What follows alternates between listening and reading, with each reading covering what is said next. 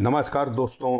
आज देश के नामचीन व्यंग्यकार श्रद्धेय शरद जोशी जी की पुण्यतिथि है।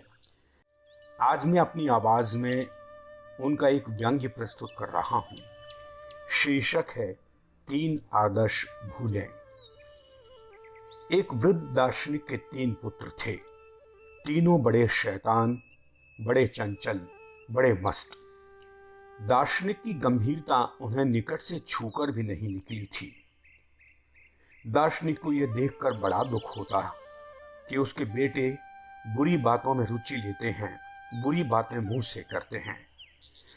उसने एक दिन तीनों को बुलाया, कहा, तुम लोग इतने चंचल हो जैसे बंदर होते हैं, पर कितना अच्छा होता यदि तुम तीनों आदर्श बंदरों की तरह होते और आदर्श बन जाते।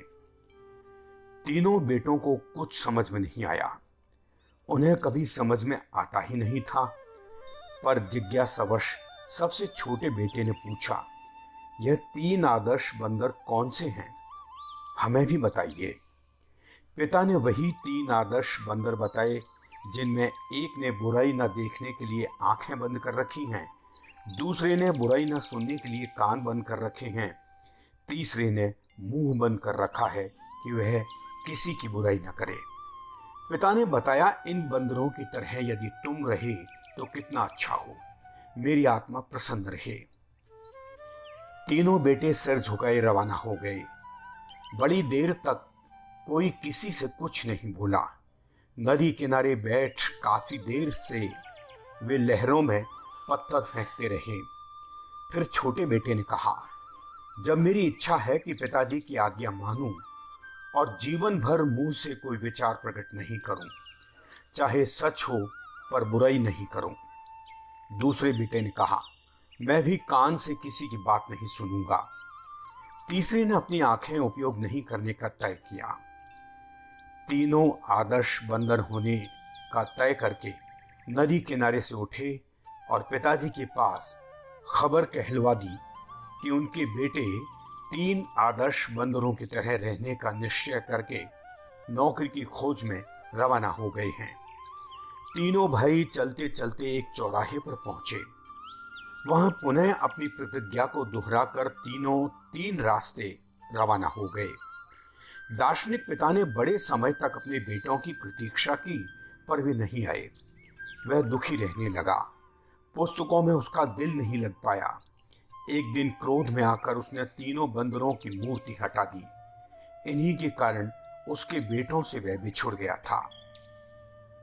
फिर वह सोचने लगा कि अपने पिता के वचनों को इतनी निष्ठा से मानने वाले मेरे बेटे इतने बुरे नहीं थे जितना कि उनका प्रचार था। वह दोष समाज का है।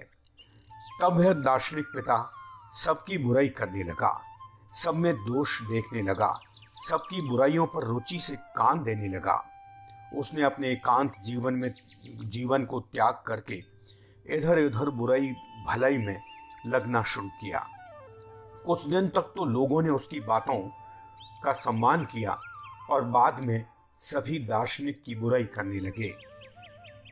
दार्शनिक ने अनुभव किया कि इन दिनों उसका मनुष्य और समाज के संबंध में ज्ञान बढ़ रहा है। मेरे बेटों को भी ऐसा ज्ञान था, वे बुरे नहीं थे। कुछ सालों बाद तीनों आदर्श बेटे घर आए। उनके रूप नक्श में फर्क आ गया था। वे पहचान में नहीं आते थे। पिता की आंखों में आंसू आ गए। पिता ने पूछा, तुम लोग आजकल क्या कर रहे हो, कहाँ हो?